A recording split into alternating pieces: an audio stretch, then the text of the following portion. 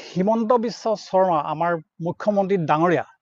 ঠগি মেলি chief minister হ'ল বাৰু হয় 5 বছৰটো ভাল কাম কৰিব লাগে ন আপুনি বিজেপিৰ ছাপোৰ্টাৰ গতিকে ইমান ক্ষোভেৰে মুখ্যমন্ত্ৰী মহোদয়ক আপুনি ক'বলগীয়া আঁৰৰ কথাখিনি আপুনি কিবা দেখিছে নেকি আমি যে দেখা নাই এতিয়ালৈকে একো তেনেকুৱা ধৰণৰ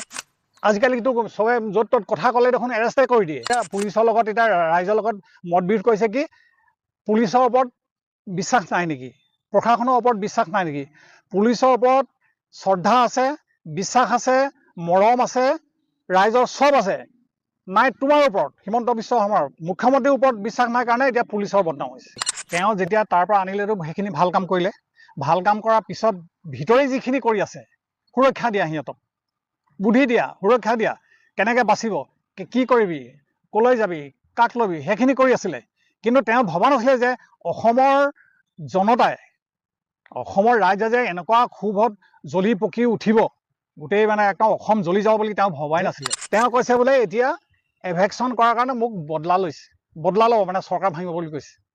এনেকুৱা আচৰিত এনেকুৱা চিটিংবাজি কথা এজন মুখ্যমন্ত্ৰীয়ে কয় নেকি এইবিলাক কথা ক'ব নালাগে এইবিলাক সিহঁতৰ দুটা যদি ফাঁচি নহয় তো জুবিনৰ বিষয়লৈ ক'বলৈ চকু পানী বাঢ়ি আৰু একো নাই আৰু তেওঁৰ কথা ভাবিলে চকু পানী ওলায় যিহেতু গোটেই নতুন যিটো প্ৰজন্ম নিউ জেনেৰেশ্যন তেওঁৰ ওপৰতে গোটেইখিনি ভৰসা আছিলে তেওঁকে ফ'ল' কৰিছিলে তেওঁকে গোটেইখিনি কণ্ট্ৰল কৰি থকা নিচিনা আছিলে তেওঁ যেন চিফ মিনিষ্টাৰহে তেওঁৰ কথাই শুনে তেওঁৰ চব প্ৰত্যেকখন তেওঁ বিহু সমিতিৰ ষ্টেজত হওক ক'ৰবাত হওক তেওঁ অকল শিক্ষা দি আছিলে তেনেকুৱা এজন মানুহ অসমতো নাছিলে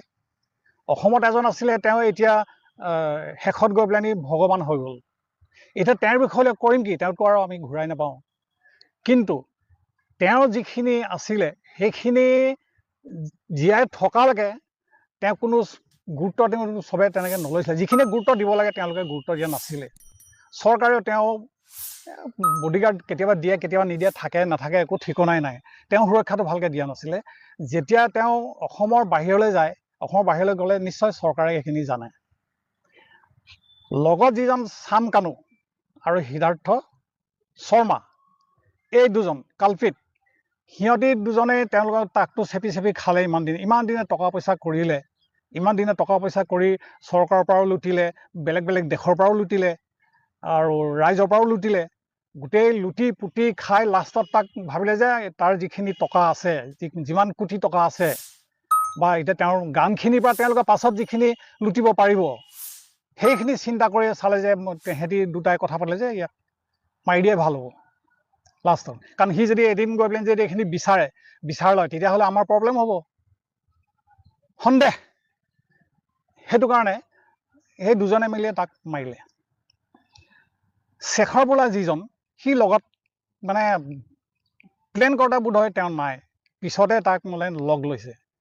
কিন্তু সি গম পাইছিলে সি গম পায়ো ক'ব নোৱাৰে সেই সময়ত ক'ব নোৱাৰিলে কথাবোৰ এতিয়া যিখিনি কথা সি ক'লে যে লগত পয়জন দিছিলে এতিয়াওতো প্ৰমাণটো বাৰু হোৱা নাই যদি প্ৰমাণটো যদি হ'বলৈ হয় সিহঁতৰতো ফাঁচি হ'ব লাগিব চিয়'ৰ এইবোৰ মুখ্যমন্ত্ৰী হোৱা চৰকাৰ বনোৱা কথা আপুনি বাদ দিয়ক কি যিহেতু আপোনাৰ চৰকাৰ নহয় জুবিন গাৰ্গৰ মৰাৰ আগতে এইটো ফাইনেল যে আপোনাৰ চৰকাৰ নহয় বুলি আপুনি কি কৰি আছে একো লাভ নাই আপুনি কৰি লাভ নাই আপুনি সিহঁতক হেৰি দিয়ক যিখিনি কৰিবলগীয়া আপোনাৰ কৰ্তব্যখিনি কৰক কেনেকৈ বিচাৰ নহয় কেনেকৈ তাৰ ফাঁচি নহয় ৰাইজে চাব অসম নাথাকিব গম পাইছে নাই অসমত থাকিবলৈ মুস্কিল আছে যদি জুবিনৰ যদি আচল মানে শাস্তি নহয় সেইকাৰণে আপুনি এইবোৰ কথা আংবিং নাগাব আপোনাক কোনে চৰকাৰ ভাঙিবলৈ আপোনাক আখেজ লৈছে এইবোৰ কথা নানিব ইয়ালৈ কেইটামিয়া খেদিলে আপুনি ইয়াৰ পৰা খেদিলে সেইখন